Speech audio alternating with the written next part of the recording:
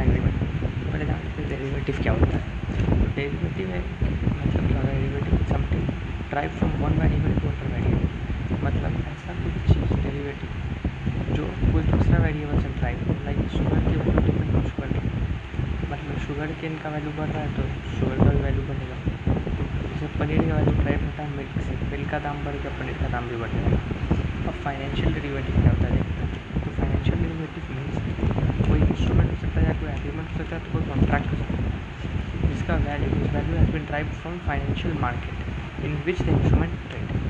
जिस financial market में trade होता है उसे ड्राइव होगा। इसका एग्जाम्पल देखते हैं। एक फॉरवर्ड रेट एग्रीमेंट में फॉरवर्ड कॉन्ट्रैक्ट बनेगा क्या होता है, मतलब जैसे हमें कुछ खरीदने का कि फ्यूचर में हम गोल्ड खरीदेंगे, तो एक फ्यूचर फॉरवर्ड कॉन्ट्रैक्ट इस drive is a derivative instrument. Future में हमें गोल्ड खरीदेंगे, उसका हम एग्रीमेंट बनाएंगे, वो एक डेरिवेटिव इंस्ट्रूमेंट हो गया। अब उसका वैल्यू जो है वो कॉन्ट्रैक्ट का वो किस पे डिपेंड हुआ, गोल्ड पे। While the gold is the actual, so actual gold जो भी उसका एक्चुअल समथिंग जिससे ऊपर से ड्राइव होगा उसको हम लोग बोलते हैं अंडरलाइंग एसेट। यहाँ पर डेफिनेशन है डेरिवेटिव कॉन्ट्रैक्ट का। Are financial contract the value of which can be drive from some underlying asset to which such contract relates. Following are some underlying assets, जैसे कि कोई कम्युनिटी हो गया अंडरलाइंग, तो उसका फ्यूचर कॉन्ट्रैक्ट हो गया, फ्यूचर में खरीदेंगे कुछ वीट ड्राइव होगा उसका डेरिवेटिव। समझ लीजिए कुछ स्टॉक हो गया, विप्रो का शेयर समझ लीजिए, फ्यूचर में विप्रो का स्टॉक खरीदेंगे या बेचेंगे, उसका एक कॉन्ट्रैक्ट है वो होता है फॉरवर्ड डेरिवेटिव कॉन्ट्रैक्ट। अब लाइबोर और माइबोर रेट होता है दो टाइप का। देखिए अंडरलाइंग ऑफ इंटरेस्ट है, मतलब हम फ्यूचर में एक बैंक को बोले फाइव का इंटरेस्ट आपको आगे समझाएंगे, हम फ्यूचर में दूसरे इंटरेस्ट बढ़ेगा। ये मिलकर लाइबोर माइबोर की इंटरेस्ट रेट होता है। लाइबोर होता है लंदन इंटरेस्ट रेट से और माइबोर होता है मुंबई का। इसमें तीन पार्टी होता है डेरिवेटिव कॉन्ट्रैक्ट में, हेजर, स्पेक्युलेटर और आर्बिट्रेटर बोला जाता है। क्या क्या होता है पहले हेजर। तो एक हेजर एक ऐसा आदमी होता है इस they have an existing exposure, या तुम लोग पैसा पे करेगा तुम लोग पैसा मिलेगा, and they have a contract position in derivative market protect himself due to risk arising due to change in price. Example, mister A है, उन्हें रिसीवेबल होना है 10,000 रुपीज़ फ्यूचर रेट में आफ्टर 4 मंथ्स। तो अभी डॉलर का प्राइस है 80 rupees, future में अगर ये 70 हो जाएगा तो उसको तो कम पैसा मिलेगा क्योंकि उसको डॉलर में एंट्री होना है। तो अभी से कॉन्ट्रैक्ट बना लिया अपने आप को प्रोटेक्शन से ड्यू टू रिस्क ना हो, अभी से कॉन्ट्रैक्ट बना लिया कि 4 महीने बाद जो हमको डॉलर मिलेगा वो हमको 80 रुपीज़ में मिलना चाहिए, 80 रुपीज़ पर डॉलर के हिसाब से, चाहे वो बढ़े या कम। तो वो जो एक कॉन्ट्रैक्ट बनाया उसको कहता है डेरिवेटिव इंस्ट्रूमेंट। और हेजर वो होता है जिसके पास एक्सपोजर। अब स्पेक्यूलेटर जैसे कि mister A thinks that dollar का प्राइस बढ़ेगा इन फ्यूचर ट्रेड में, तो उसके हिसाब से वो कॉन्ट्रैक्ट बनाया टू अर्न प्रॉफिट। मतलब इसमें होता है कि आपको they have no existing exposure, they have a price belief and they enter into, मतलब उनको लगता है कि जितना प्राइस बढ़ेगा उड़ेगा उसके हिसाब से वो कॉन्ट्रैक्ट बनाते हैं और उसी का पैसा कमाते हैं। एग्जाम्पल में देख सकते हैं। तो जैसे कि एक फॉरेन कंट्री है, फॉरेन कंपनी मिस्टर ए को पे करेगा, एक सेकेंड, हाँ, फॉरेन कंपनी मिस्टर ए को पे करेगा $10,000 आफ्टर 4 मंथ्स। तो इसको लग रहा है कि $10,000 का वैल्यू कम बना हो गया डॉलर का वैल्यू, सो एक कॉन्ट्रैक्ट बनाया बैंक से, बैंक के साथ एक कॉन्ट्रैक्ट बनाया कि हम 4 महीने बाद आपको डॉलर सेल करेंगे और उस डॉलर का हमको वैल्यू 80 रुपीज़ मिलना चाहिए। तो मिस्टर ए के पास एक्चुअल में ये एक्सपोजर है, तो एक्चुअल उसको मिलेगा, तो मिस्टर ए को बोलेंगे हेजर। अब बैंक अगर जैसे बैंक के कॉन्ट्रैक्ट बना लिया जैसे 80, अगर उस टाइम के बाद जैसे 4 महीना के बाद इसको तो 80 रुपीज़ का रिस्क था, इसका रिस्क मतलब जो भी था प्रोटेक्ट हो गया रिस्क। अब बैंक कैसे ये सब एग्रीमेंट में क्यों जाएगा, अगर समझिए 4 महीना के बाद $1 का वैल्यू 90 रुपीज़ हो गया, तब तो बैंक प्रॉफिट कमा लिया, 80 में खरीदा 90 में बेच सकता है वो आगे। और अगर 70 हो गया तब वो लॉस कर गया। तो काइंड ऑफ ये यहाँ लिखा भी है derivative contract is a betting instrument है, जुआ खेलने जैसा हो गया। अब देखिए जो स्पेकुलेटर होता है ना, ये इसका एक एग्जाम्पल मैं बोल सकता हूँ कि समझ लीजिए मिस्टर ए है, ठीक है, मिस्टर बैंक के साथ एक कॉन्ट्रैक्ट बनाया कि हम आपसे कुछ इसको आपको मतलब लोन के हिसाब से हम आपसे लोन लेंगे 10% का, ठीक है, 4 महीने बाद। अब मिस्टर ए को लग रहा है कि 4 महीने बाद जो इंटरेस्ट रेट होगा ना लोन के ऊपर 14% हो जाएगा, इसलिए अभी से एक बना दिया कि भाई 4 महीने बाद हम आपसे लोन लेंगे 10% का। तो जब 4 महीना हो जाएगा ना तो 10% का लोन जो लिया, अब एक्चुअल में लोन लेगा भी नहीं, लोन मतलब फिर उसको ये भी नहीं करेगा, बैंक बोलेगा कि भाई तो हम लोग से 10% लोन में लोगे, किसी और को 14% लोगे, इससे बढ़िया है जो 4% का डिफरेंस है वही अमाउंट हम तुमको दे देंगे। तो ये स्पेकुलेटर होता है, इसके पास कोई मिस्टर ए जो होगा इसमें स्पेकुलेटर होगा, नो एग्जिस्टिंग एक्सपोजर रहेगा इसके पास, और बस उस बिलीव में ये जुआ खेलेगा। अगर समझ लीजिए 14 की जगह 8% होता है फ्यूचर में, अब 2% अब इसको बैंक को पे करना पड़ जाएगा, 2% का डिफरेंस। और अगर ये एक्चुअल में वो ले रहा है, एक्चुअल में ले रहा है तो उसको हेजर बोलते हैं, लेकिन उसको ऑलरेडी है। और आर्बिट्रेजर क्या होता है, जनरली फाइनेंशियल इंस्टीट्यूशन होता है having solid infrastructure, expertise use करता है, जहाँ पर मिस प्राइसिंग हो, मिस प्राइसिंग में मार्केट अकॉर्डिंग टू पोजीशन लेता है कि मिस प्राइसिंग में थोड़ा कंपनी को खरीदेंगे कि बेचेंगे या इन्वेस्ट करेंगे या फिर लोन पे लेंगे, तो इन लोग एक्चुअल में इन्वेस्ट नहीं करता है उसको। आर्बिट्रेजर देखिए यहाँ लिखा था जब एक्चुअली इन्वेस्टर और जस्ट इन्वेस्टर होता है। अब देखिए फिर 2 टाइप का होता है, एक होता है ओवर अकाउंट को OTC बोलते हैं, इसमें क्या होता है कि 1-to-1% कॉन्ट्रैक्ट होता है। दूसरा है exchange settled contract, where there are many buyers, इसमें बहुत सारा बायर है, बहुत सारा शेयर है और एक दूसरे को कोई नहीं जानता है, मार्केट में कल ट्रेड होता है, कॉन्ट्रैक्ट एक्सचेंज करता है। तो हम लोग पहले पढ़ते हैं फॉरवर्ड ट्रेड एग्रीमेंट के बारे में, हम लोग पढ़ेंगे फॉरवर्ड ट्रेड एग्रीमेंट। तो forward trade agreement is a contract होता है इंटरेस्ट रेट के बीच में, मतलब एग्जाम्पल होता है T0 टाइम पे करेंट पे मैं एक एग्रीमेंट किया कि आफ्टर 3 मंथ्स मैं इंटरेस्ट मतलब या तो इन्वेस्ट करूँगा या तो लोन करूँगा, तो उसके हिसाब से कॉन्ट्रैक्ट अगर बनाया, लेकिन forward trade can be borrowing और कैन बी इन्वेस्टिंग। यहाँ पे एग्जांपल में आपको अच्छा समझ में आएगा। और FRA कॉन्ट्रैक्ट होता है वो OTC होता है, मतलब ओवर द काउंटर, तो 1-to-1% का मेरा और बैंक का खाली होगा। Types of forward rate contract क्या होता है, या तो बाइंग FRA होगा, जो बोरोवर ले रहा है, जो लोन ले रहा है वो बाइंग FRA लेगा, और एक सेलिंग FRA होता है जो कि इन्वेस्टर या फिर डिपॉजिटर लेगा। एग्जांपल दिखाता हूँ, यह है बायर का। देखिए मैं यहाँ पे सोचा T0 पे ना, मुझे याद लगा ना आज अभी इंटरेस्ट रेट मिल रहा है 10% का, मतलब 10% पे लोन ले सकते हैं। फ्यूचर में ना ये इंटरेस्ट रेट 8% का मिलेगा, ठीक है।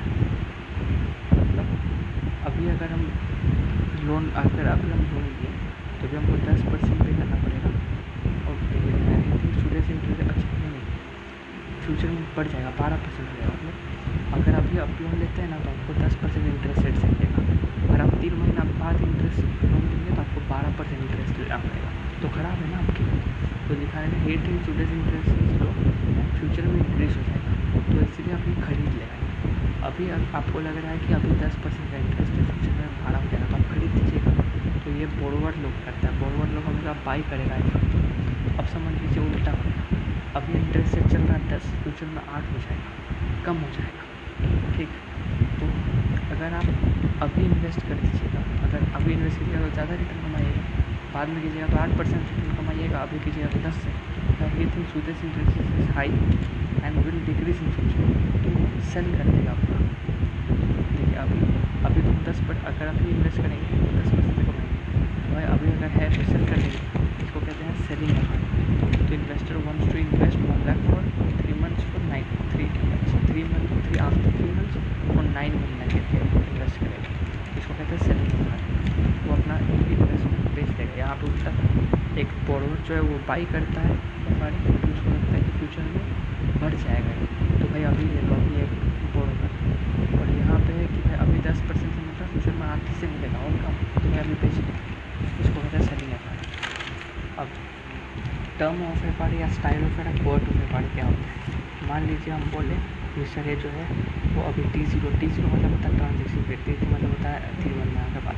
तो 3 महीना के बाद मिस्टर ए एक लोन लेगा, ठीक है, 1 लाख का, और वो लोन 9 महीना के लिए लेगा, तो T12 में ख़त्म हो जाएगा लोन का पीरियड। टर्म ऑफ FRA को कैसे लिख लेते हैं 3 वर्सेस 12, ये जो 3 महीना बाद लेंगे मतलब उसको 3 वर्सेस पूरा पीरियड दे देते हैं, जब से स्टार्ट किया यहाँ तक, तो 3 वर्सेस 12 मतलब 9 महीने का लोन, 3-12 ऐसा। एग्जाम्पल है mister A wants to invest 50 lakh after 6 month, 6 महीना के बाद करेगा for a period of 4 month, 4 महीना के लिए, मतलब 6 महीना के बाद करेगा 4 महीना के लिए, 4 महीना के एंट्री 10 में खत्म होगा तो उसको देखेंगे तो 6% 10 FRA। अब FRA एग्रीमेंट जो होगा ना, इंटरेस्ट हमेशा प्रिंसिपल अमाउंट पे कैलकुलेट होता है। अब देखिए हम बताए थे FRA में क्या होता है, फ्यूचर डेट एग्रीमेंट में आप एक्चुअली में जो भी बैंक के साथ ही बनता है ये कॉन्ट्रैक्ट मंथली, तो आप बैंक के साथ जो कॉन्ट्रैक्ट बना रहे हो कि आप फ्यूचर में इन्वेस्ट करिएगा, फ्यूचर में खरीदेगा, या आप एक्चुअल में नहीं कर रहे हो, मतलब एक्चुअल में आप फ्यूचर में नहीं करिएगा। जैसे कि हम बोले कि हम इन्वेस्ट करेंगे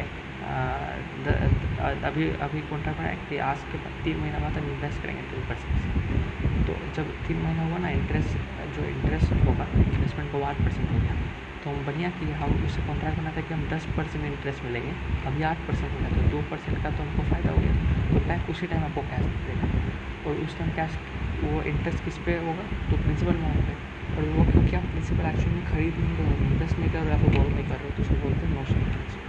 और FRA कॉन्ट्रैक्ट आप कैश सेटलमेंट कॉन्ट्रैक्ट, मतलब आप असली में कुछ इंटरेस्ट ना, कोई प्रिंसिपल लिए हो या नहीं, बस सेटलमेंट कर दिया आपस में। तो ये टाइम ऑफ सेटलमेंट क्या होता है, जैसे कि आप T0 पे थे यहाँ पे खड़े, आप 4 महीना बाद आप समझ के बोरो किया था 10% पे, 4 महीना हो गया, अब बोरिंग रेट है 12%, ठीक, अब आपको तो पैसा मिलने वाला है 2%, अब तो 10% में बोरो की वो कम है, और 4 महीना बाद 12% से आप बेच सकते हो, किसी को लोन दे सकते हो, तो अब बैंक क्या बोलेगा कि भाई इतना मतलब 2% का जो डिफरेंस है हमें नोशनल अमाउंट से दे देंगे।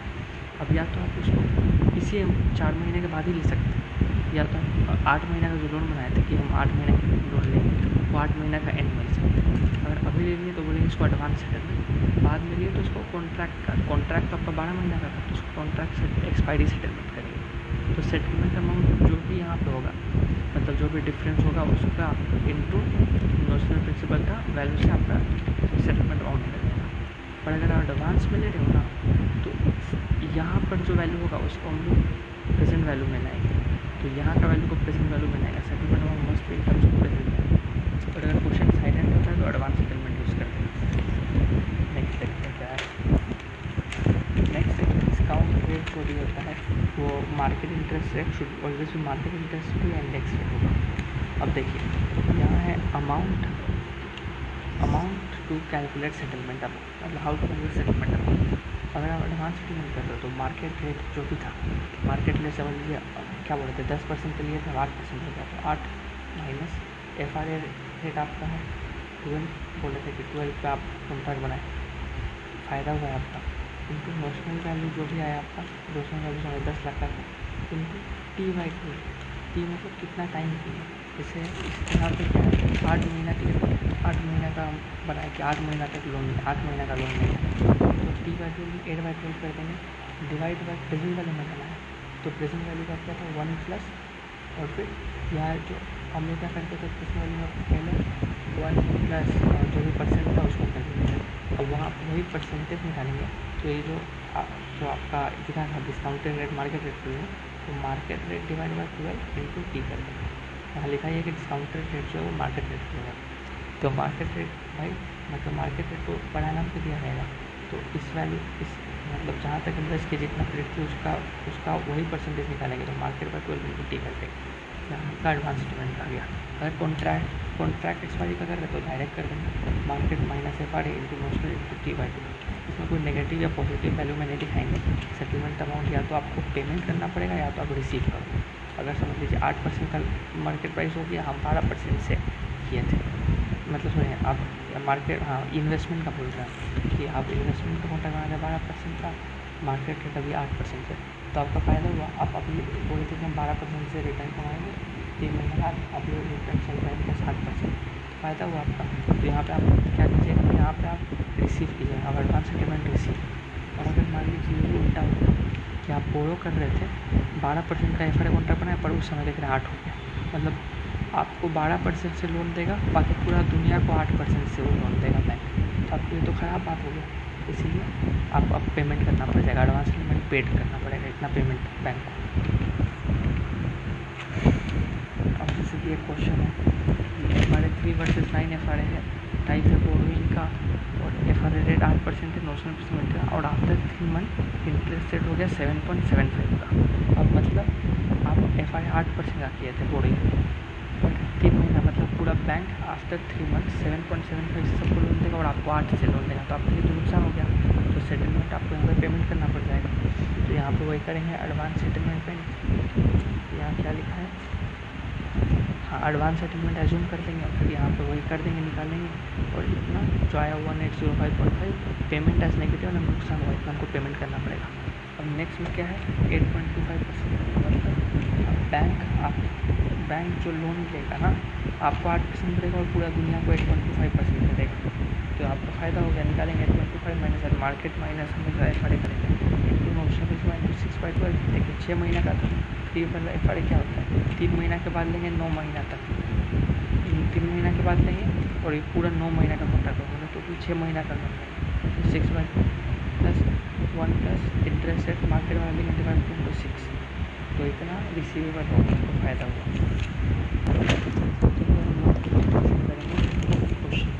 क्वेश्चन नंबर 1 मतलब जो कि GSC का बुक है उसका, तो एक बड़ा क्वेश्चन अब इसका सोल्यूशन। तो देखिए पहले इस क्वेश्चन में क्या क्या था, क्वेश्चन कैसे अभी का जो लिबोर रेट है ना, एक सेकेंड, अभी का जो लिबोर रेट दिखा रहा है वो है 5.43% पे, FRA बना है 6% पे।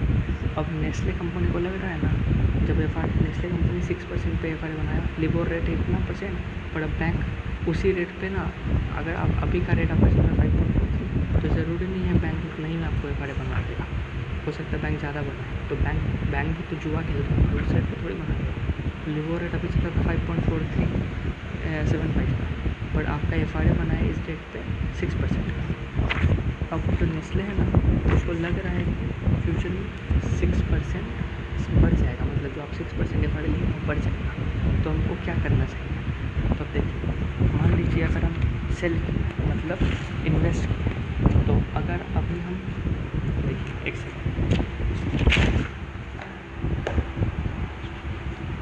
हाँ तो अगर मान लीजिए अभी हम सेल किए, हम इन्वेस्टमेंट वाला समझ लीजिए, अभी हम FRA बना 6% का, कि फ्यूचर के बाद फ्यूचर में 3 महीने के बाद हम 6% में आपको इन्वेस्ट करेंगे, और बढ़ गया, लिखा है कि नेस्ले एक्सपेक्ट कर रहा है बढ़ जाने का 6.25 का, मतलब अभी इन्वेस्ट करेंगे ना आप 3 महीने के बाद जो इन्वेस्ट किया सबको इन्वेस्टमेंट 6% का इंटरेस्ट मिलेगा, हमको 6.25, सबको 6.25 का इंटरेस्ट मिलेगा, हमको 6 कम मिलेगा, तो हमको कम मिल रहा है, तो खराब बात है।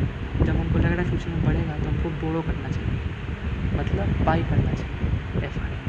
जैसे कि अगर अभी हम बनाए 6% का, यहाँ पे सबको 6.25% में लोन मिल रहा है, हमको बस 6 ही मिल रहा है, बढ़िया है मेरे लिए। तो इसलिए लिखा है यहाँ पे since the company feel the interest rate are rising during roll over period of 3 months. अब देखिए यहाँ पे लिखा है 3 मंथ्स, मतलब 3 महीना के बाद लेंगे 3 महीना तक, तो ये FRA क्या हो जाएगा 3 वर्सेस 6 FRA 6% है, rising during roll over period of 3 months and Nestle should buy FRA at 6%।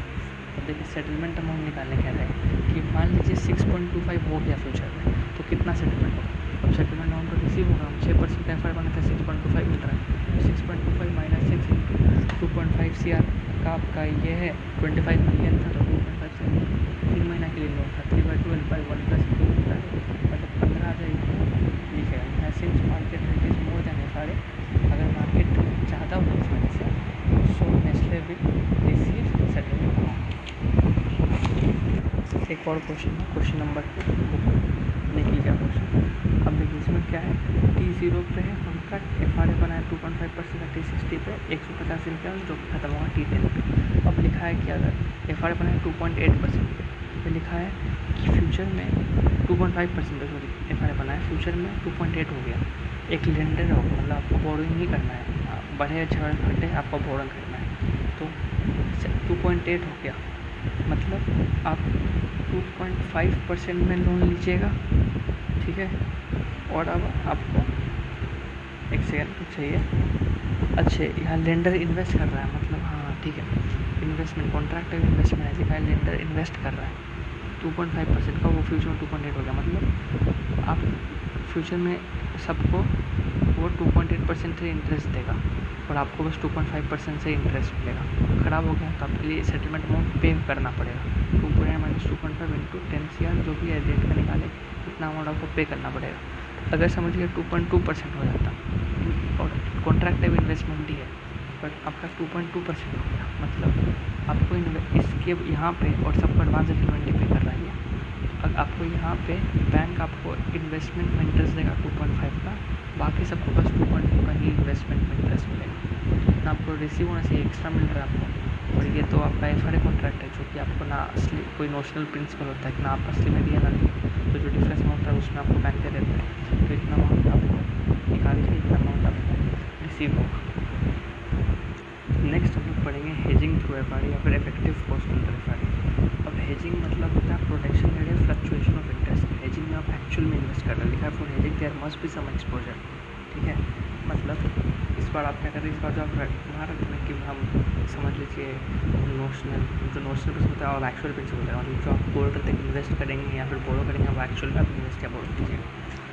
एक चीज़ है यहाँ पे अंदर हेजिंग इफेक्टिव कॉस्ट जो होगा FRA का, मतलब आप जो FRA कॉन्ट्रैक्ट बनाए हैं उसका जो इफेक्टिव कॉस्ट होगा इक्वल टू होगा आपका FRA रेट, जो भी आपका इफेक्टिव कॉस्ट ऑफ FRA होगा FRA रेट प्लस स्प्रेड होगा। स्प्रेड क्या होता है बताते हैं। अब अंदर हेजिंग हम लोग बस ये FRA रेट को हेज कर सकते हैं, मतलब इसके ऊपर हम बोली लगा सकते हैं बढ़ेगा कि कमेगा, स्प्रेड पे नहीं। स्प्रेड पे क्यों नहीं, क्योंकि spread is an amount recovered from customer over and above FRA। ये काइंड ऑफ समझ लीजिए जो आपके साथ FRA कॉन्ट्रैक्ट बना रहा है ना उसका कमीशन ले रहा है, उसको कहते हैं स्प्रेड। एक एग्जांपल से देखते हैं इसको। देखिए मिस्टर ए है, वो 10 लाख बोरो करना चाह रहे हैं 6 महीना की, ठीक है, एक्चुअल में बोरो करना चाह रहे हैं। आफ्टर 6 महीना FRA रेट जो बनाया वो 9.5 का बनाया है और 6 महीना बाद एक्चुअल रेट 10 पर, मतलब पूरा बैंक सबको 10, इसमें है ना स्प्रेड अभी हम कैलकुलेट नहीं दिखा रहे, पूरा बैंक सबको 10% से देगा और आपको 9.5% से देगा, बोरो करने लोन देगा, ठीक है। तो देखिए 46 मंथ तो 30 और 6 महीना के बाद 6 महीना तक के लिए, तो इसका अगर देखा तो 6 वर्सेस 12 FRA होगा। अब इसको कैसे करते हैं, तो देखिए स्टेप 1, सबसे पहला स्टेप हम लोग करेंगे सेटलमेंट अमाउंट कैलकुलेट करेंगे। तो सेटलमेंट अमाउंट तो रिसीव होगा क्योंकि भाई 10% 9.5% कम बनाया है और बढ़ गया फॉलोइंग कॉन्ट्रैक्ट ऊपर से, तो इसको कैलकुलेट कीजिएगा। ये अब नोशनल प्रिंसिपल नहीं रहेगा, एक्चुअल प्रिंसिपल होगा। तो आपको इतना 2380 रुपया मिल जाएगा। अब हम लोग जब पहले क्वेश्चन कर रहे थे FRA कॉन्ट्रैक्ट में हम लोग इतना लेते थे, बैंक के साथ हिसाब करके इतना लेके घर चल जाते थे, और हम लोग एक्चुअल में लोन लेना है तो अब हम लोग कैलकुलेट करेंगे कि calculate loan amount, loan actual में हम कितना लेंगे।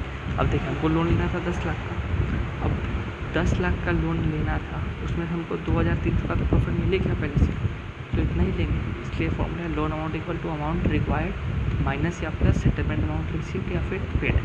एग्जाम्पल बता रहा हूँ, मिस्टर ए जो है ना, देखिए मिस्टर ए यहाँ पे है, इसको 500 का एक घड़ी लेना था, एक सेकंड दिखा रहा हूँ, 500 का घड़ी लेना था मिस्टर ए को। मिस्टर ए बी के पास गया, 500 रुपया मांगा कि भाई तुम हमको कल 500 रुपया दे दो, हमको एक घड़ी लेना है, ठीक। अब कल सुबह मिस्टर सी जो है ना, मिस्टर सी का कुछ दिया, बहुत पहले मिस्टर ए से कुछ उधारी लिया था, तो वो गया बोला कि अरे भाई ये लो 100 रुपया तुम्हारा, तो इसको उसने उधारी लिए थे इसका, तो इसको 500 रुपया का घड़ी चाहिए था। 100 रुपया तो इसको मिस्टर सी से मिल गया, अब बी से तो बस 400 रुपये ही लेगा ना, वैसे ही है। लोन आपको 10 लाख का चाहिए था, अब जो अमाउंट सेटलमेंट की FRA कॉन्ट्रैक्ट के कारण आपको इतना तो पहले मिल गया, तो अब आप थोड़ा कम लीजिएगा ना, 10 लाख का चाहिए था इतना तो पहले मिल गया, अब आप इतना ही का लोन लीजिएगा 9000 इतना जो भी बचा। और अगर समझिए उल्टा आता, अगर आपको पेमेंट करना पड़ता तो 10 पेमेंट करना है इतना, एक तो 10 लाख का लोन लेना है प्लस पेमेंट भी करना है, तो वो पेमेंट तो बढ़ जाता है 10 लाख से। अब ये स्टेप 2 हो गया कि लोन अमाउंट कैलकुलेट की। थर्ड है कि रीपेमेंट अमाउंट कैलकुलेट करना है। तो रीपेमेंट क्या होता है, रीपेमेंट में principal amount plus interest payment होगा। तो ये तो प्रिंसिपल अमाउंट हो गया प्लस इंटरेस्ट होगा प्रिंसिपल अमाउंट इंटू इंटरेस्ट 10%, कितना महीना के लिए था 6/12, इतना मतलब आपको T12 डेट पे इतना रुपया पेमेंट करना है। अब लास्ट स्टेप है वो है इफेक्टिव कॉस्ट निकालना है FRA का इफेक्टिव कॉस्ट। तो रीपेमेंट अमाउंट इतना अमाउंट हम रीपेमेंट करेंगे। फंड इंजॉय कितना किया था 10 लाख का, ये दोनों मिला के 10 ही लाख का होगा ना, ये और ये मिला के 10 लाख का फंड इंजॉय किया था, divide by fund enjoy into 112 मतलब आप टोटली आपका कॉस्ट क्या लगा, तो कॉस्ट में ही ना आप इतना रुपये पेमेंट किए, इतना रुपये आपको मिला था, तो 9.5 आया। अब एक चीज़ है जो मैं पहले यहाँ पर बताया था कि under hedging effective cost of F जो होता है ना, वो हमेशा एफ रेट प्लस स्प्रेड के बराबर होता है। तो यहाँ तो स्प्रेड था नहीं, मतलब हेजिंग के अंदर इफेक्टिव कॉस्ट ऑफ एफ हो गया, वो एफ रेट के बराबर। इस क्वेश्चन में देखिए पहले ही लिखा था एफ रेट 9.5 है, तो हम डायरेक्ट निकाल सकते हैं, पर यहाँ पर प्रूफ करना पड़ता है। नेक्स्ट एक इलस्ट्रेशन देखते हैं। इलस्ट्रेशन में एक एग्जांपल देखते हैं। इसमें क्या है ना, ये नॉर्मल इस बार इसमें क्या हो गया, इसका दूसरा टेक्स्ट बताते हैं। पेन समझ लीजिए आप बोरो का बनाए थे, एफ 6.5 का और 6.25 हो गया, मतलब सबको लोन मिल रहा है 6.25 का, आपको 6.5 पे मिल रहा है, तो यहाँ तो आपको पेमेंट करना पड़ेगा एक्स्ट्रा। तो 6.25 माइनस 5 मतलब इतना रुपया पेमेंट कीजिएगा। अब लोन अमाउंट कैलकुलेट करना है, यहाँ पे लोन अमाउंट कैलकुलेट करना है। तो अमाउंट रिक्वायर्ड था आपको 15,50,000 का, 15,50,000 का रिक्वायर्ड था, और इतना रुपया भी पेमेंट भी करना पड़ जाएगा। तो प्लस करके कितना होगा, अब आपको लोन इतना रुपया का लेना है, फिर रिपेमेंट अमाउंट में इतना रुपया, एक तो उसके ऊपर इंटरेस्ट कितना है वो, फिर इफेक्टिव कॉस्ट इसका हो जाएगा, इतना रुपया आपको टोटल पेमेंट करना पड़ेगा, -15 इतना आप इन्वेस्ट किए 200, 6.5%। ये देखिए आपका एफ भी 6.5 का बनाते हैं, हो गया। अब नेक्स्ट एक एग्जाम्पल है, इसमें लिखा है टाइप है बाई एफ मतलब आप बोरो कर रहे हैं, बाई एफ मतलब बोरो कर रहे हैं, जो कि आप पहले ही बता चुके हैं। एफ 3 वर्सेस 9 का मतलब 3 महीना के बाद लोन लीजिएगा, टोटल 9 महीना तक, मतलब 6 महीना का लोन होगा। एफ रेट आप सेट के 7% का बोरिंग रेट जो है ना, वो लिखा है L + 0.5। ये L जो है इसको बोलते हैं लिबोर, L होगा या M होगा, लिबोर ये कुछ भी हो सकता है, और 0.5 ऐसे जो लिखा है ना L+ मतलब ये स्प्रेड है, इसको आप हेज नहीं कर सकते, याद रखिएगा। अब देखा बताता हूँ, इसको आप हेज नहीं कर सकते, इसका क्या मतलब है। एक्चुअल प्रिंसिपल 50 लाख का है, मान लीजिए 3 महीने के बाद 6.25 हो गया, ठीक है। आप 7 अभी ये हेज वाला ये छोड़ के आप 7% पे किए थे और 6.25 मतलब सबको 6.25 पे बोरो करेगा, बाई एफ है, सबको 6.25 पे लोन देगा, आपको 7 दे देगा, आपको पेमेंट करना पड़ेगा। पहले निकालेंगे यहाँ पे settlement amount paid, settlement amount paid निकालें, नॉर्मली 6.5 - 7 इतना है। अब लोन अमाउंट भी निकालिए, 50 लाख का लोन लेना था, इतना पेमेंट भी करना पड़ेगा, तो टोटल इतना अमाउंट का लोन लेना पड़ेगा। अब रीपेमेंट अमाउंट जो होगा ना, अच्छा हाँ एक और चीज़ बता रहा हूँ, जब रीपेमेंट होता है ना, रीपेमेंट अमाउंट जब भी आप कैलकुलेट करते हैं तो प्रिंसिपल प्लस इंटरेस्ट होता है, तो इस बार जो इंटरेस्ट होता है ना यहाँ पे, इसके पहले से एग्जाम्पल हम लोग कर रहे थे पहला वाला, इसमें देखिए एफ बना था आपका, एफ आपका था 9.5% पे, और एक्चुअल में 10% हो गया। तो जब यहाँ रीपेमेंट कैलकुलेट करते हैं ना, तो ये 10% ही लेते हैं, जो मार्केट में अभी चल रहा है वही लेते हैं, क्योंकि यहाँ पे तो आपको फ़ायदा मिल गया ना, जो डिफरेंस का था आपको फ़ायदा पहले मिल गया है, और अब बैंक अपना ही जो भी चल रहा है लोन का रेट उसे वही लगाएगा। तो अब देखिए, अब जो पहले बता रहा हूँ स्प्रेड वाला, वापस आते हैं यहाँ पे। अब देखिए मेरा ये कैलकुलेट हो गया, लोन भी ज़्यादा लेना पड़ेगा क्योंकि हमको इतना पेमेंट करना पड़ेगा। यहाँ पे जो था 7% टाइम पड़े बनाए थे, 6.25%।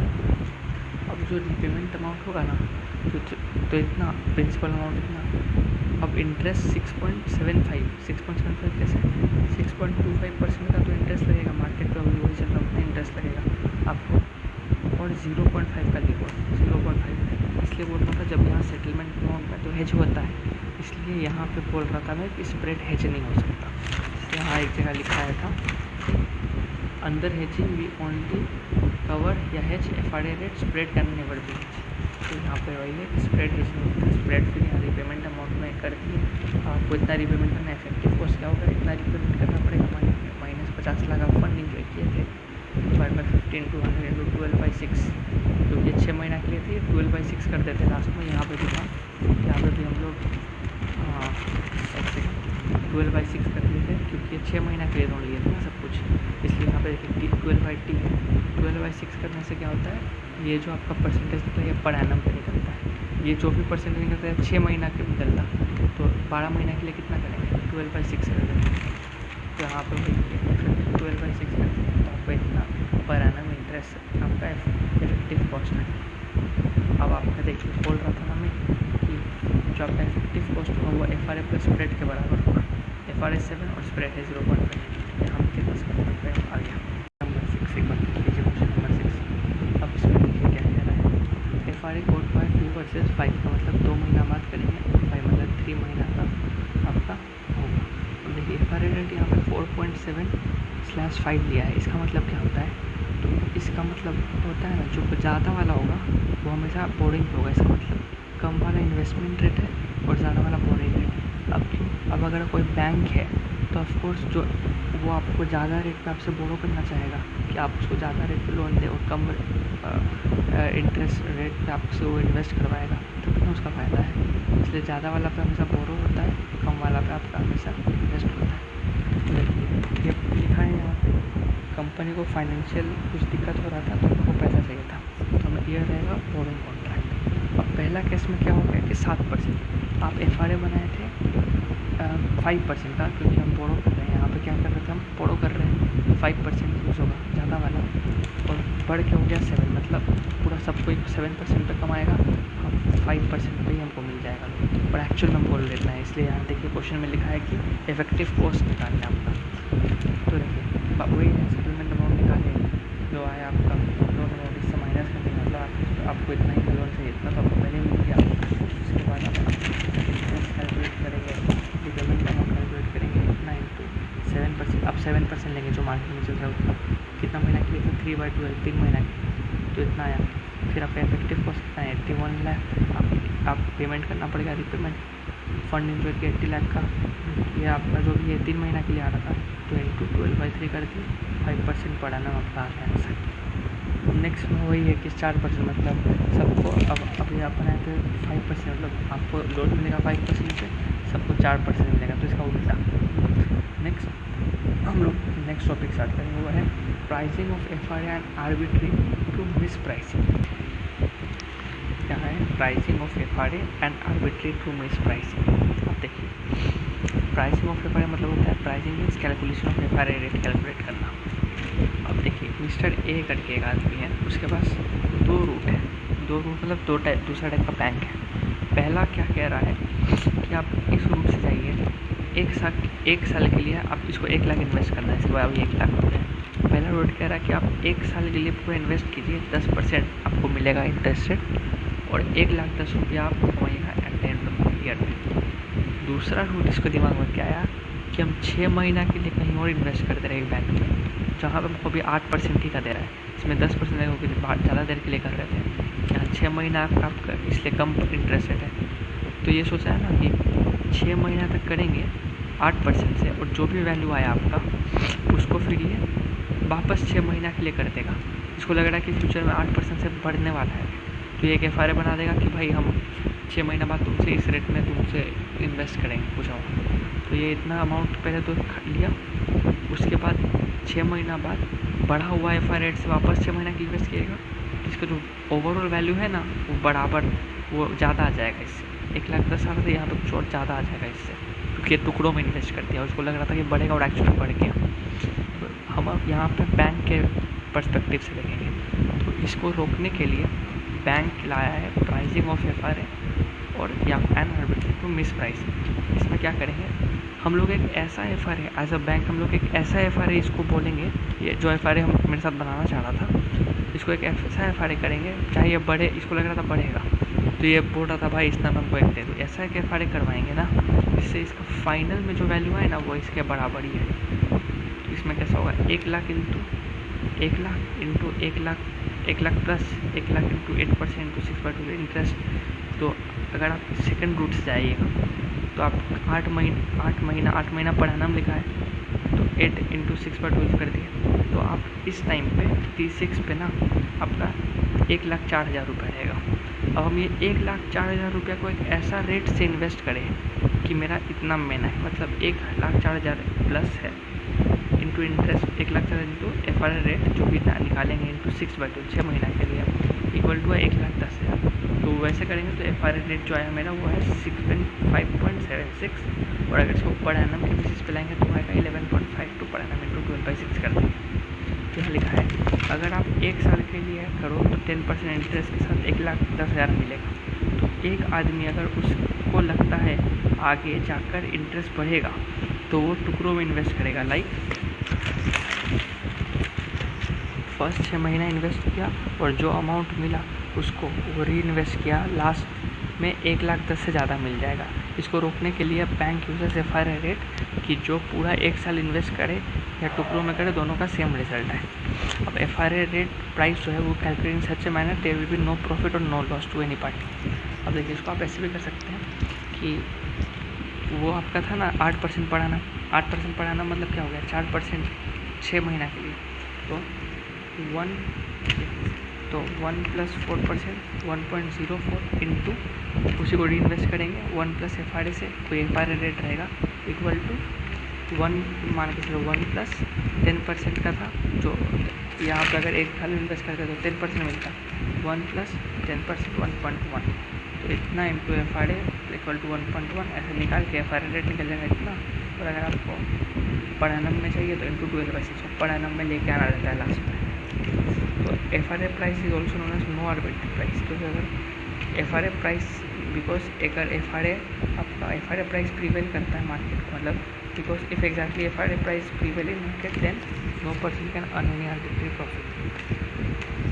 एग्जाम्पल देखते हैं, 3 मंथ लिबोर रेट दिखा रहा है 6% और 9 मंथ लिबोर रेट है 9.6%। मतलब अगर आप T0 से यहाँ तक इन्वेस्ट करेंगे 9 मंथ तक तो आपको 9.6% पर एनम का मिलेगा।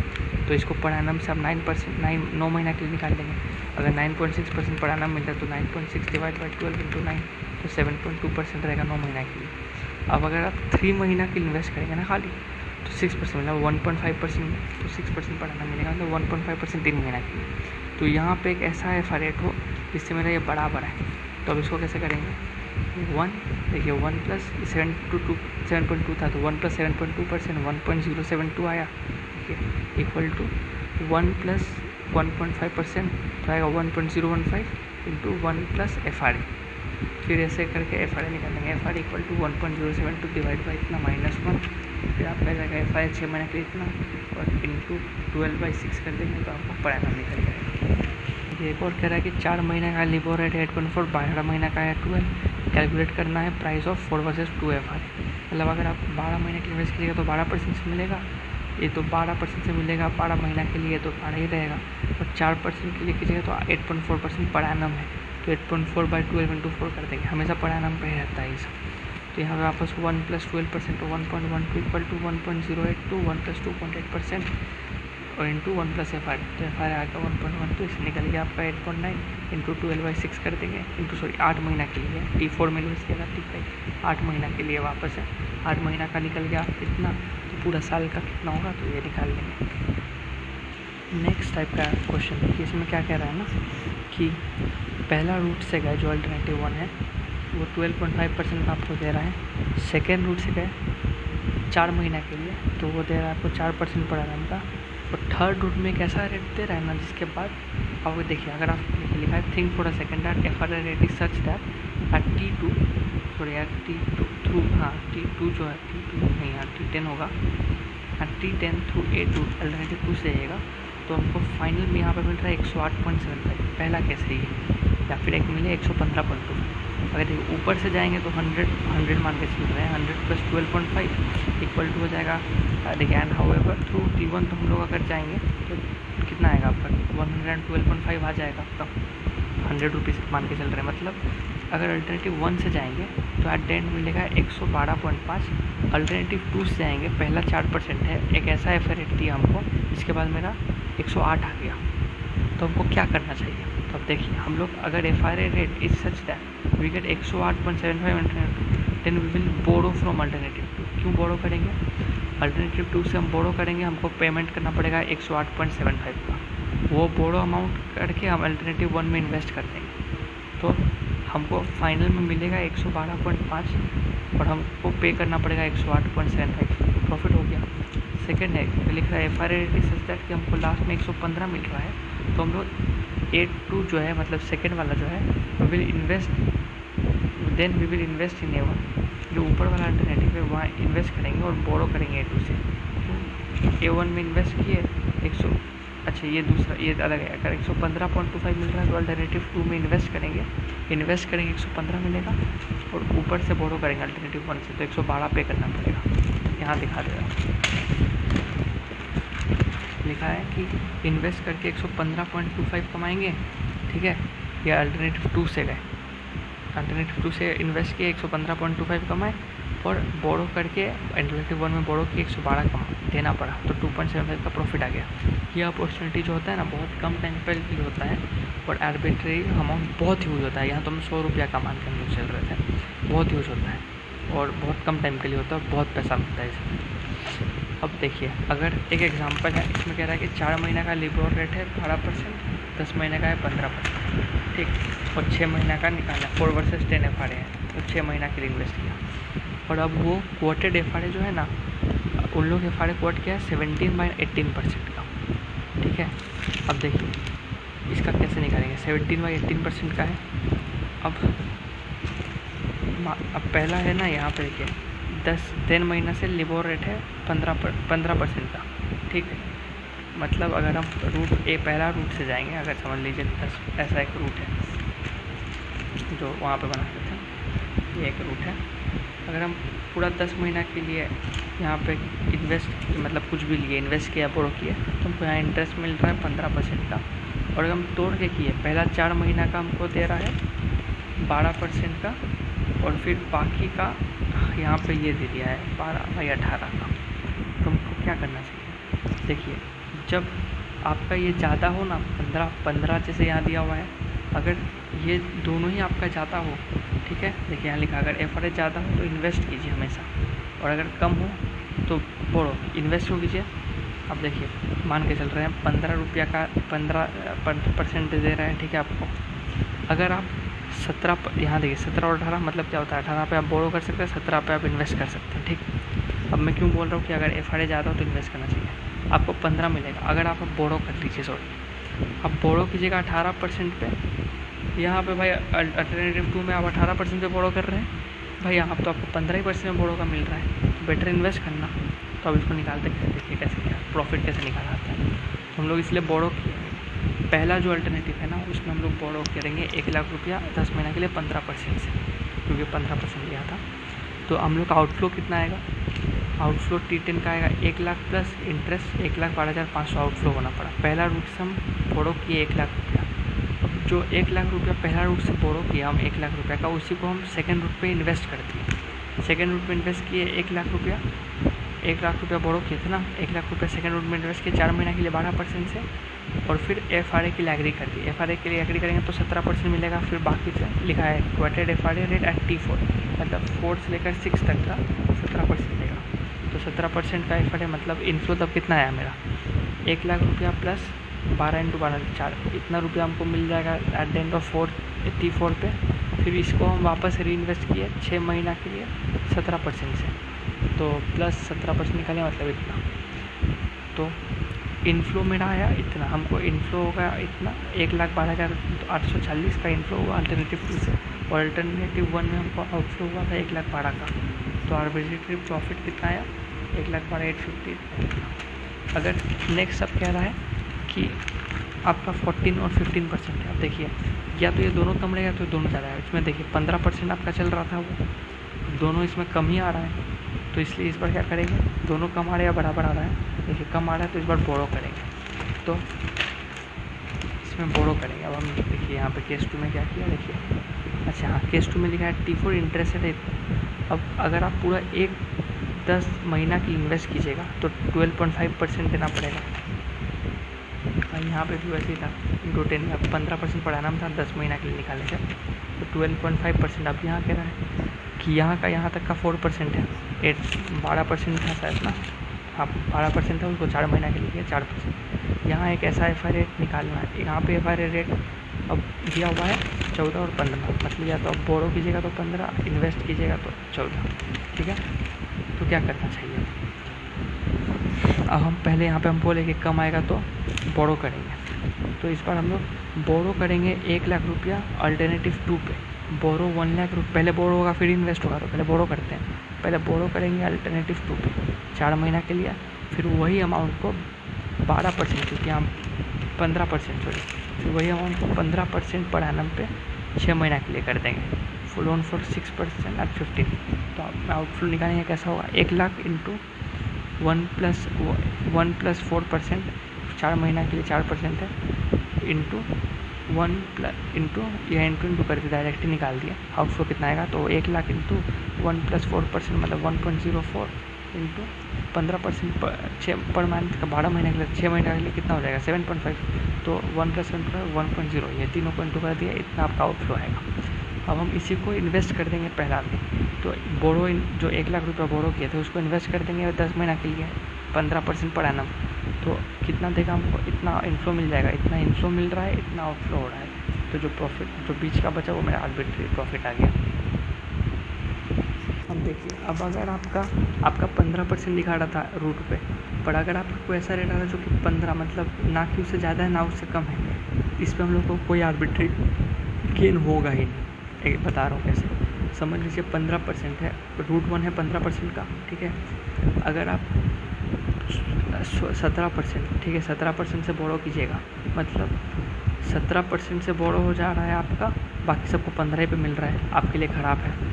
आप इन्वेस्ट कर रहे हैं 16% से, कि भाई इसी के 16% से इन्वेस्ट करेंगे, तो बाकी सब कोई 16% मतलब अगर आप इसको कैलकुलेट भी कीजिएगा ना, 16% से इन्वेस्ट कर रहे हैं आप, तो इन्वेस्ट आप कर रहे हैं किसमें, सेकेंड वाले रूप में। ये तो आपका नीचे वाला का ना, ये जो आपका जो भी बोल रहा है 16 और 17%, ये तो आपका अल्टरनेटिव 2 के लिए है।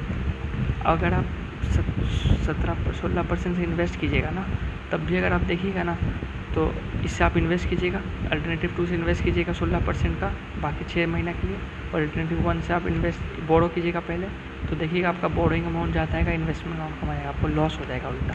तो हमेशा जब ऐसे बीच में हो ना 15%, जैसे कि अल्टरनेटिव 1 15% कह रहा था, इसमें दोनों ज़्यादा था, देखिए दोनों ज़्यादा था इसलिए हम लोग यहाँ इन्वेस्ट करते, दोनों कम था इसलिए बोरो कर लिए, दोनों कम था या बराबर था। पर अगर दोनों अब 15% चल रहा था ना, इससे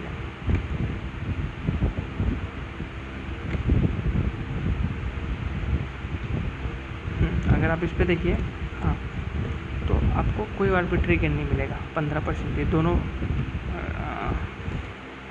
एक सेकेंड, ये सर थर्ड केस वाला एक बार देखना पड़ेगा, बट वही है, अगर मेन यही है कि अगर ऐसा केस हुआ जिसमें दोनों कम रहा है तो दोनों बढ़ रहा है, इसमें आपका देखिए 15% हो रहा था ना, तो 16 और 17 ही हो रहा है, तो इसमें आपको कोई आर्बिट्री प्रॉफिट या गेन नहीं मिलेगा, इसलिए नहीं बनाया गया यहाँ पर। तो इसमें सॉल्व करना पड़ जाता, मतलब आप ये क्वेश्चन बनाना आप समझ गए होंगे। इसका एक एग्जांपल देख ले रहा हूँ, जैसे कि यहाँ 3M का मतलब मिलबोर्ड रेट है, वो 6% कह रहा है, 6 महीना तक का 7% है, 3 5 से 6 का FRA बनाया 9% का, ठीक है, क्वार्टर FRA। तो प्राइसिंग पूछ रहा है आपको 3 वर्सेस 5 FRA का क्या होगा। तो देखिए यहाँ अगर आप अल्टरनेटिव 1 से जाइएगा 6 महीना के लिए पूरा, तो आपका कह रहा है 7% पर एनम, 3.5% हो जाएगा आपका 6 महीना के लिए। अल्टरनेटिव 2 से जाइएगा तो कि 3 महीना किया अभी, और फिर बाकी 3 वर्सेस 6 पर है, तो 3 महीना भी किए और बाकी का 9% किया, मतलब यहाँ पे 1.5 आ रहा है। अब यहाँ FRA पहला क्वेश्चन में है कि निकाल रहा है FRA कि कितना होना चाहिए था, तो वही कर दिया 1 + 0 3.5% का इक्वल टू 1 + 1.5% इंटू 1 + FRA का इतना आ गया, मतलब इतना FRA होना चाहिए था, पर FRA अमाउंट का दिया है 9। अब देखिए यहाँ अगर आप देखिएगा तो 9% का FRA आपको मिल रहा है, यहाँ पे कम मिल रहा है। तो आर्बिट्री प्रॉफिट कैसा होगा, ऑलवेज बोरो देन इन्वेस्ट, हमेशा पहले बोरो करेंगे। तो हम 1 लाख रुपया पहले बोरो करेंगे 6 महीना के। यहाँ पे अब देखिए यहाँ तो बढ़ गया ना, मेरा होना चाहिए था 7.88, यहाँ पे बढ़ रहा है। तो मैं क्या कह रहा था, अगर FRA ज़्यादा, एक सेकेंड ये वाला नहीं था,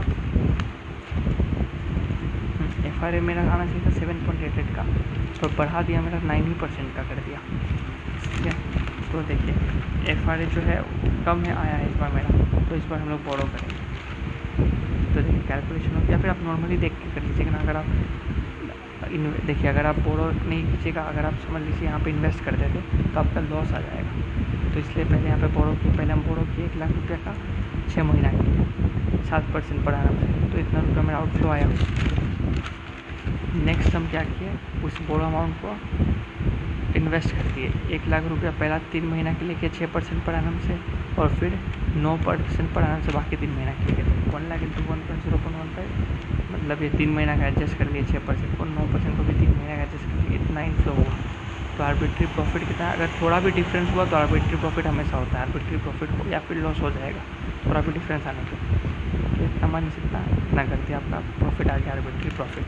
आपको एक वो डाउट कर दे रहा हूँ सर, जो एक यहाँ पे इन्वेस्टिंग कर रहे थे तो 70 रुपये ये देखिए, तो 4 महीना के लिए 12 की है, 10 महीना के लिए 15।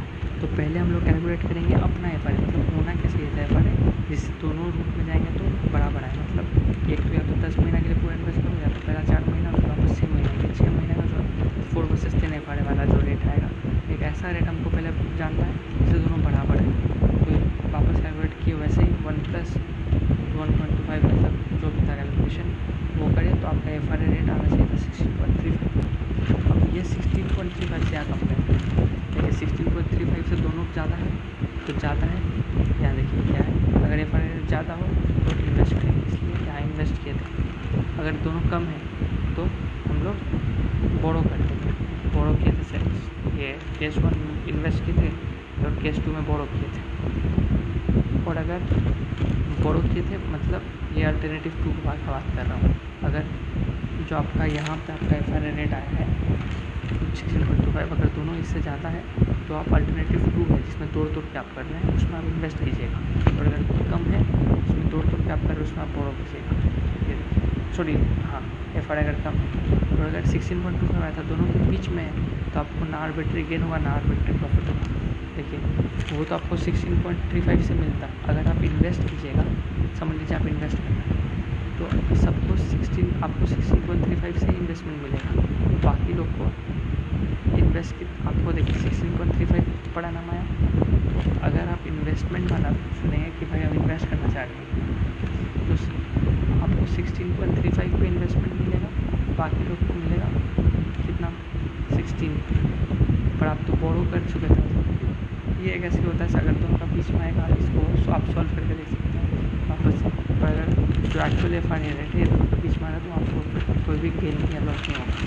वैसे ये वाला जो क्वेश्चन कर रहा था, देखिए यहाँ पे एफ आ गया,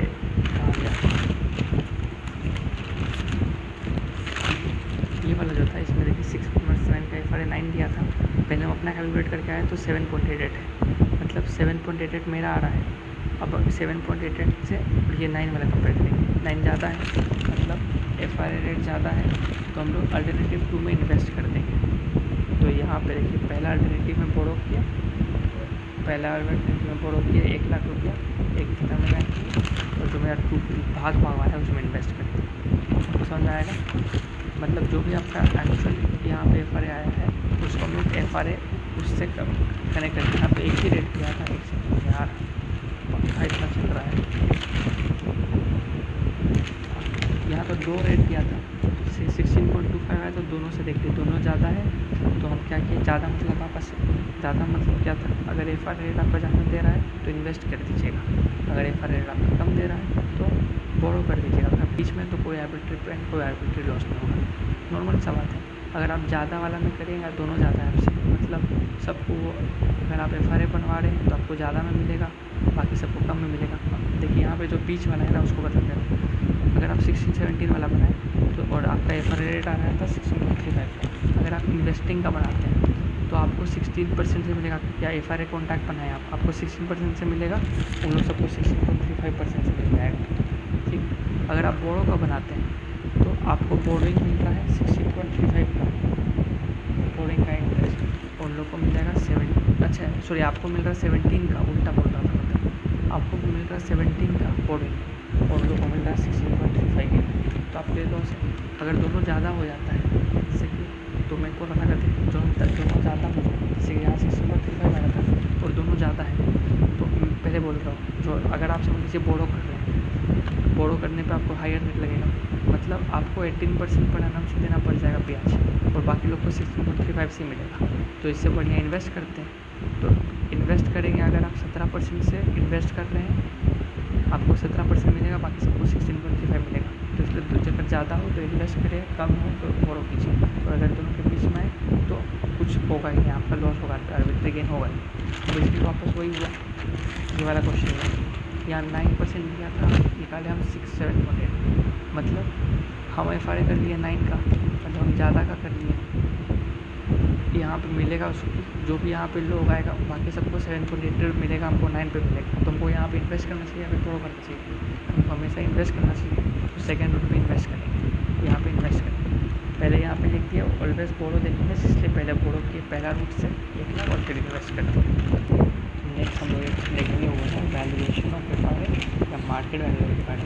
ये एक्चुअली बस सोचने का तरीका है थोड़ा, मतलब ये हम लोग कुछ कर नहीं सकते इसके ऊपर। देखिए जैसे कि हम कॉन्ट्रैक्ट कर रहे हैं बोरो का, ठीक है, बाई का, T0 पे हम कॉन्ट्रैक्ट किया, ठीक। अब देखिए 3 महीना तक यहाँ से यहाँ तक का इंटरेस्ट रेट है 8.4 का 3 महीना का, और 6 महीना का जो है पूरा यहाँ से यहाँ तक है 12% का, ठीक।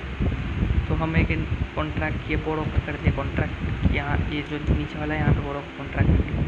तो पहले हम क्या किए, एफआरए रेट कैलकुलेट किए कि यहाँ तक का क्या एफआरए रेट होना चाहिए था। इससे अगर हम अल्टरनेटिव 1 करें, मतलब पूरा 6 महीना इन्वेस्ट करें 12% से, वो भी सेम है, और तोड़ पे करें तब भी सेम है। तो यहाँ का एफआरए रेट कैलकुलेट किए कितना होना चाहिए था। तो एफआरए रेट कैलकुलेट कर लिए 15.2628% का, ठीक है, इतना एफआरए रेट कैलकुलेट हो गया। अब वो कोटेड नहीं कुछ किया है यहाँ पे, इसलिए ये नॉर्मल दिमाग वाला अलग तरीका थोड़ा चीज़। तो यहाँ पे हम कैलकुलेट किए 15.28% पर एनम आया मेरा।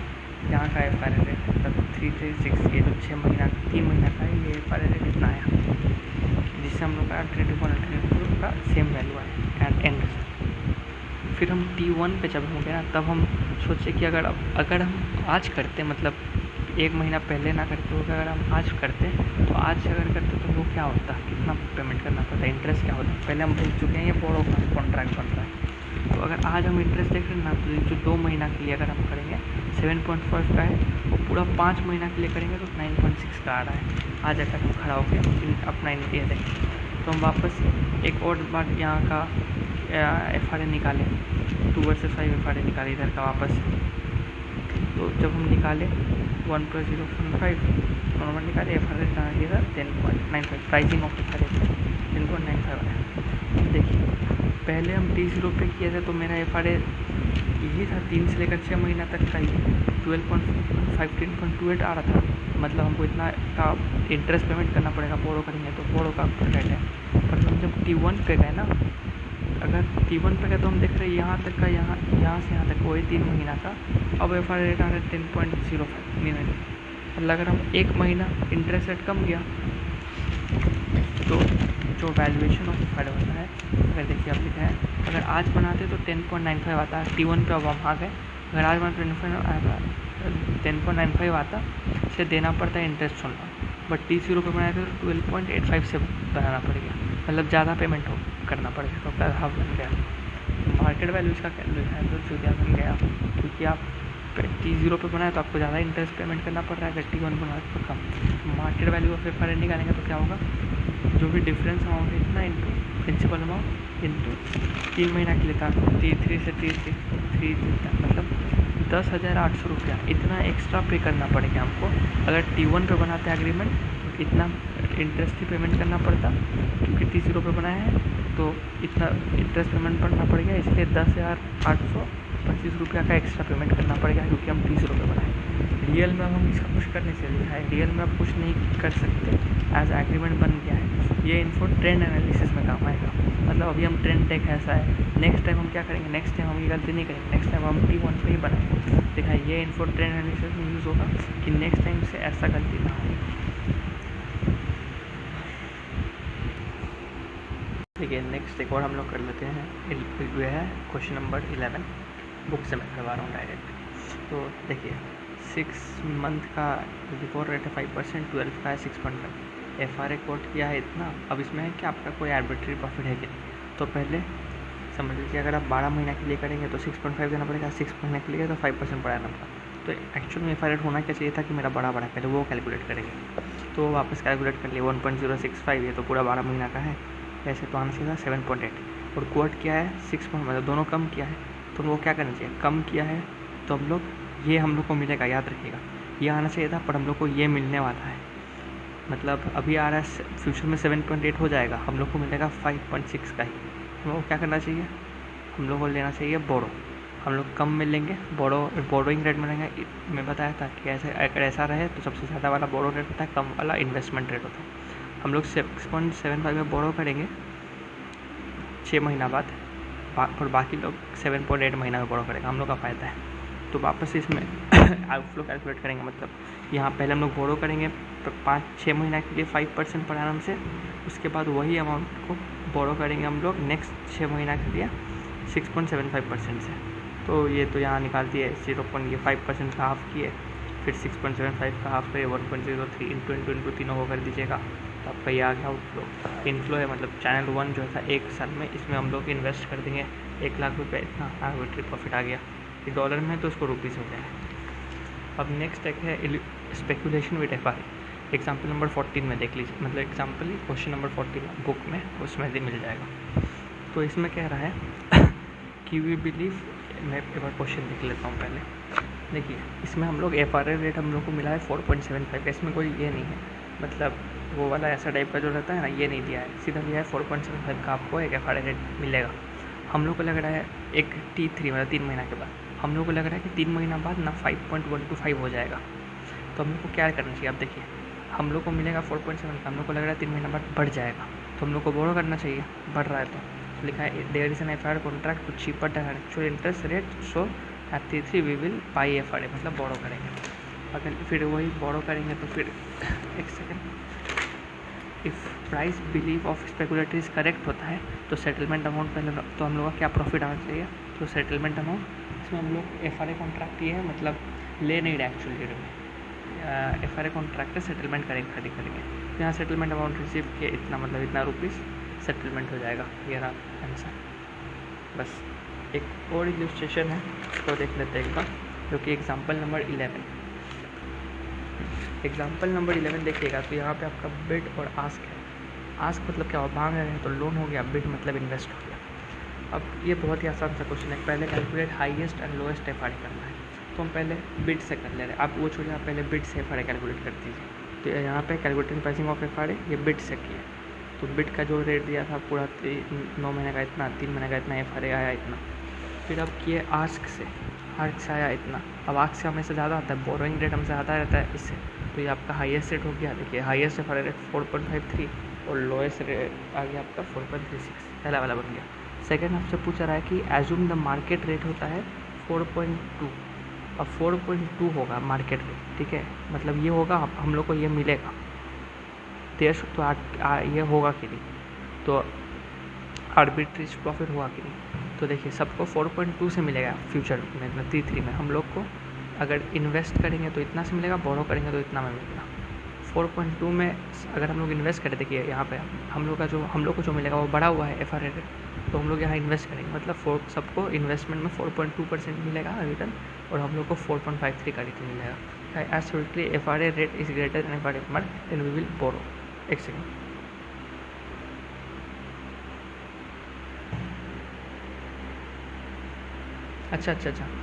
अच्छा ये क्वोटेड एफआरए, मतलब हम लोग को 4.2 मिलेगा, थ्योरेटिकली आना चाहिए था इतना, और हम लोग को कम मिला है। ये हम लोग को एफआरए है, ये थ्योरेटिकली एफआरए है, ये थ्योरेटिकली एफआरए ज़्यादा है एक्चुअल एफआरए से, तो इसलिए हम लोग बोरो करेंगे, मतलब सबको हम लोग बोरो करेंगे तो हम लोग को 4.2% से लोन मिलेगा, और सबको 4.36% से मिलेगा। तो ये लिखा है since quoted FRA is 4.2% which is less than theoretically, तो एवरेज प्रॉफिट मतलब पॉसिबल है। अब कितना आएगा तो ये नॉर्मल फिर आप कैलकुलेशन कर लीजिए। यहाँ बोरो करेंगे 10,000 रुपया फॉर 3 मंथ्स 3.6% से, फिर रिन्यू कर देंगे उसको 6 महीने के लिए 4.53% से, उसके बाद इन्वेस्ट करेंगे 4.53% से, क्योंकि 4.53 हो जाएगा। तो यहाँ पे थोड़ा सा गलती हो गया, यहाँ पे 4.5 या 4.2 जो भी मेरा मतलब था रिन्यू होने पर जो भी मेरा था उस चीज़ पे, तो 4.2% से करेंगे। यहाँ पे हमेशा जो नेक्स्ट 3 महीना होता है वो होता है कि आपको जो एफआरए रेट मिला उसका, तो 4.2 से करेंगे। फिर इन्वेस्ट करेंगे पहला चैनल में 4.1 से, तो डिफरेंस अमाउंट आएगा वो आपका आर्बिट्री प्रॉफिट हो जाएगा। नेक्स्ट हम लोग देखेंगे क्वेश्चन नंबर 7, 2 और क्वेश्चन देखेंगे फिर खत्म हो जाएगा। क्वेश्चन नंबर 7 देखेंगे, एक सेकेंड। हाँ, तो क्वेश्चन नंबर 7 में कह रहा है आपका ईयर में इतना है, पहला ईयर में इतना, सर ईयर में इतना, तो 12 इंटू कैलकुलेट करना है 12 इंटू 24 एफआरए। मतलब अगर आप देखिए ऐसे, अगर हम ये समझ लिए year starting of the year है, मतलब ये 1 साल है और ये 2 साल है समझ लीजिए, तो 12 इंटू 24 एफआरए कह रहा है, मतलब ये समझ लीजिए यहाँ से 12 ये 24 हो गया। तो यहाँ से यहाँ तक का तो दिया हुआ है 1 ईयर का 3.96। एक सेकेंड, हाँ ये 12 हो गया 24 हो गया। अब यहाँ से यहाँ तक का 3.96 दिया हुआ है, और पूरा अगर कीजिएगा A1 मतलब या पूरा कीजिएगा 24 महीना के लिए तो लिखा है 2.44। तो ये करना 12 × 24 FRA ये वाला निकालना है। तो क्या आएगा, नॉर्मली निकल जाएगा जैसा आप हर बार निकाल देते हैं, इक्वल होना चाहिए बैंक के परसेंटेज से। नेक्स्ट इलस्ट्रेशन एक देखेंगे हम लोग, इलस्ट्रेशन नंबर, एक सेकेंड, एक देखेंगे 12 वाला। इसमें भी लिखा है इसी स्ट्रक्चर इतना इंडिकेट, इसमें कुछ क्वेश्चन से है indicate whether when 6 × 12 FRA expires and divided term. तो 6 × 12 एक्सपायर कब एक्सपायर करेगा और टर्म क्या होगा। अब 6 × 12 मतलब 6 महीना, तो इतना मतलब 180 दिन पे शुरू होगा, 360 पे ख़त्म होगा।